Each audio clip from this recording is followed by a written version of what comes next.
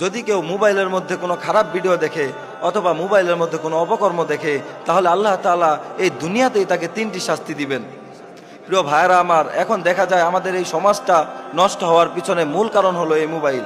এই মোবাইলে আসক্ত থাকার কারণে আমাদের সন্তানগুলো নষ্ট হয়ে যাচ্ছে, আমাদের যুব সমাজ ধ্বংসের দিকে চলে যাচ্ছে। এই মোবাইলে যদি কেউ অপকর্ম দেখে, তাহলে আল্লাহ তাআলা তাকে দুনিয়াতে 3টি শাস্তি দিবেন। এর মধ্যে 1 নম্বর শাস্তি হলো তার অভাব ধরে ফেলবে, তাকে অভাব গ্রাস করে নিবে, তাকে তার শুধুমাত্র অভাব থাকবে।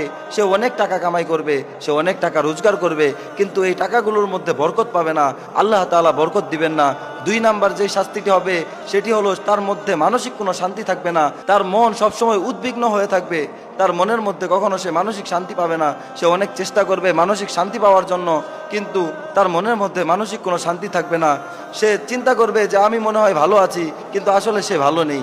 3 নাম্বার শাস্তিটি হলো সবচেয়ে বেশি ভয়াবহ। 3 নাম্বার যে শাস্তিটি হবে সেটি হলো তার ওয়াইফ তার কাছে ভালো লাগবে না, তার বউ তার কাছে ভালো লাগবে না। তার মনে হবে ওই অপকর্মের মধ্যে আমি যেই মেয়েটিকে দেখেছিলাম সেই মেয়েটি মনে হয় অনেক বেশি সুন্দর, আমার বউ মনে হয় সুন্দর না। তার বউ যতই সুন্দর হোক, কিন্তু তার চোখের মধ্যে এটা সুন্দর লাগবে না, কারণ এটা হলো হারামের কারণ।